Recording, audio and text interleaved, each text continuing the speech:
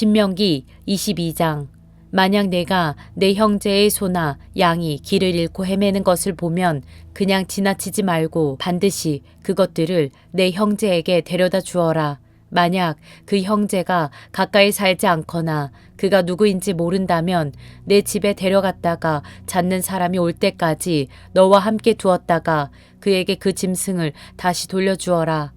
마찬가지로 너는 내 형제의 나귀나 겉옷도 그렇게 하며 내 형제가 잃어버린 모든 것을 찾았을 때도 그렇게 하고 못 본 채 하지 마라. 만약 내가 내 형제의 나귀나 소가 길거리에 넘어져 있는 것을 보면 그냥 지나치지 마라. 넘어진 것을 일으켜 세워주어라. 여자는 남자 옷을 입지 말고 남자는 여자 옷을 입지 마라. 너희 하나님 여호와께서는 이렇게 하는 사람을 가증스럽게 여기신다. 만약 내가 길가나 나무 위나 땅바닥에 있는 새 둥지에서 어미가 새끼나 알을 품고 있는 것을 보면 그 어미나 새끼를 가져가지 마라. 너는 새끼를 가져가되 반드시 그 어미를 놓아주어라. 그러면 내가 잘되고 오래 살 수 있을 것이다. 내가 새 집을 지을 때는 내 지붕 주변에 난간을 만들어 내 집에서 사람이 떨어져 피 흘리는 일이 없게 하여라. 그렇게 하면 사람이 거기에서 떨어져도 그 피가 내 집에 돌아가지 않을 것이다. 내 포도원에 2가지 씨를 뿌리지 마라. 그렇게 하면 내가 심어 얻은 그 수확물이나 그 포도원 열매를 다 빼앗길 것이다. 소와 나귀를 한 멍에에 메어 밭을 갈지 마라. 양털과 배를 함께 섞어 짠 것을 입지 마라. 내가 입는 겉옷 내 기퉁이에 술을 달아라. 만약 한 남자가 아내를 얻었는데 잠자리를 같이 한 뒤에 그가 싫어져서 내가 이 여자와 결혼해서 잠자리를 같이 했는데 처녀인 증거를 볼 수 없었다라며 비방하고 누명을 씌운다면 그 여자의 부모는 그 처녀가 처녀인 증거를 성문에 있는 그 성 장로들에게 가져가야 할 것이다. 누명을 쓴 여자의 아버지는 장로들에게 말하라. 내가 내 딸을 이 사람과 결혼시켰는데 그가 내 딸을 좋아하지 않습니다. 지금 그가 내 딸을 비방하며 내가 당신 딸이 처녀인지 알 수 없었다라고 말하지만 여기 내 딸이 처녀인 증거가 있습니다. 그리고 그 부모가 그 천을 그 성 장로들에게 보여주면 장로들이 그 사람을 데려다가 벌을 주어야 한다. 장로들은 그에게 은 100세겔을 물리고 그 돈을 그 여자의 아버지에게 주도록 하라. 이는 그 사람이 이스라엘의 처녀에게 누명을 씌웠기 때문이다. 그 여자는 계속 그의 아내가 돼야 하리니 그는 살아있는 동안 그 여자와 이혼할 수 없다. 그러나 만약 그 고소가 사실이어서 그 여자가 처녀라는 증거물이 발견되지 않는다면 그 여자를 자기 아버지 집 문으로 데려가 거기서 그 성의 남자들이 돌로 쳐 죽여라. 이는 여자가 아버지의 집에 있을 때 이스라엘에서 난잡한 행동으로 수치스러운 짓을 했기 때문이다. 너는 그런 악한 사람들을 너희 가운데서 제거하여라.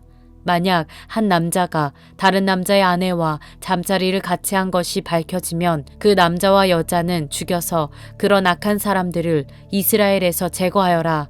만약 한 남자가 어떤 약혼한 처녀를 성 안에서 만나게 돼 함께 잤다면 너는 그들 모두를 그 성문 앞으로 데려가 돌로 쳐 죽여라. 그 여자는 성 안에 있었는데도 도와달라고 소리 지르지 않았고 그 남자는 다른 남자의 아내를 범했기 때문이다. 너는 그 악한 사람들을 너희 가운데서 제거하여라. 그러나 한 남자가 들판에서 어떤 약혼한 여자를 만나 강간했다면 그 남자만 죽어야 할 것이다. 그 여자에게는 아무것도 행하지 마라. 그녀는 죽임당할 죄를 짓지 않았다. 이런 경우는 자기 이웃을 공격해 살해한 사람의 경우와 같은데 그 사람이 들판에서 여자를 만나는 바람에 약혼한 그 여자가 소리를 지르더라도 도와줄 사람이 하나도 없었기 때문이다. 한 남자가 약혼하지 않은 여자를 만나 강간하다가 들켰다면 그는 그 여자의 아버지에게 은 50세겔을 지불해야 한다. 그는 그 여자와 결혼해야 하는데 그것은 그가 그녀를 범했기 때문이다. 그는 자기가 사는 동안 그 여자와 절대 이혼할 수 없다. 자기 아버지의 아내와 결혼해 자기 아버지의 침대를 욕되게 하는 일을 하지 마라. 신명기 23장. 남근이 상했거나 베어 거세된 자는 아무도 여호와의 총회에 들어올 수 없다. 사생아나 그 자손들은 10대까지도 여호와의 총회에 들어올 수 없다. 암몬 사람이나 모압 사람이나 그 자손들은 10대까지도 여호와의 총회에 들어올 수 없다. 그들은 너희가 이집트에서 나올 때 빵과 물로 너희를 맞아주지 않았고 메소포타미아의 부돌 사람 부올의 아들 발람을 고용해 너희를 저주하게 했기 때문이다.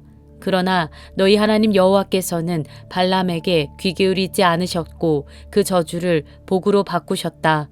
너희 하나님 여호와께서 너희를 사랑하시기 때문이다. 너희가 사는 동안 그들에게 평화의 조약을 구하지 말라. 에돔 사람을 미워하지 말라. 그는 내 형제다. 이집트 사람을 미워하지 말라. 내가 그 땅에서 이방 사람으로 살았기 때문이다. 그들에게서 난 자손들은 3대째부터 여호와의 총회에 들어올 수 있다.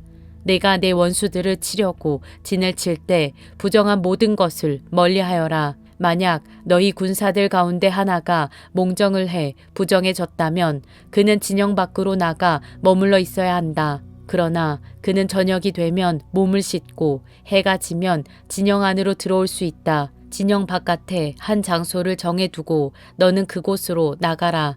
무엇이든 땅을 팔 것을 가져다 내가 변을 볼 때 구멍을 파서 그 배설물을 덮도록 하여라. 너희 하나님 여호와께서 너희를 보호하고 너희 원수들을 너희에게 넘겨주려고 너희 진영 안에서 다니시기 때문이다.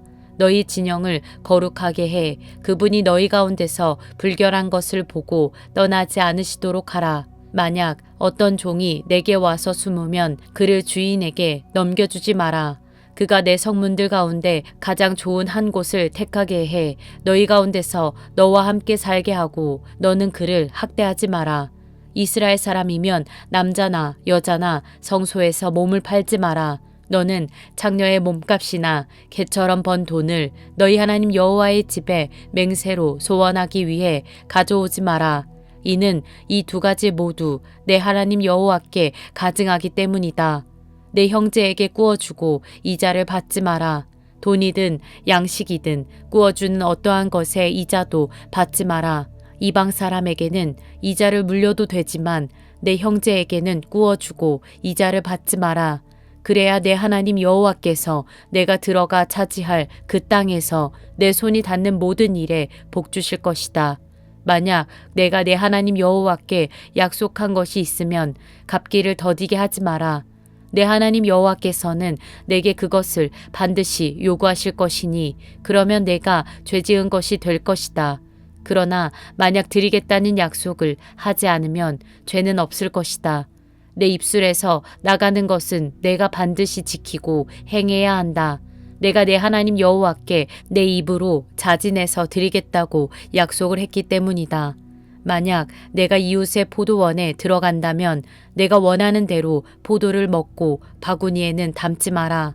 만약 내가 이웃의 밭에 들어간다면 이삭을 따는 것은 괜찮지만 낫을 대지는 마라. 신명기 24장. 만약 한 남자가 어떤 여자와 결혼했는데 그가 여자에게서 부끄러움이 되는 일을 알게 돼 마음으로 싫어지게 되면 그는 이혼 증서를 써서 그 여자에게 주고 자기 집에서 내보내야 한다. 만약 그 여자가 그 집을 떠나 다른 사람의 아내가 되고 나서 그 두 번째 남편도 그녀를 미워해 그녀에게 이혼 증서를 써주고 집에서 내보냈거나 혹은 그녀를 데려간 그 남편이 죽었더라도 그녀가 더럽혀진 뒤에 그 여자와 이혼한 전 남편이 그녀를 다시 데려오지 말라. 이는 여호와께서 보시기에 가증스러운 일이다. 너희 하나님 여호와께서 너희에게 기업으로 주시는 그 땅 위에 죄를 부르지 말라.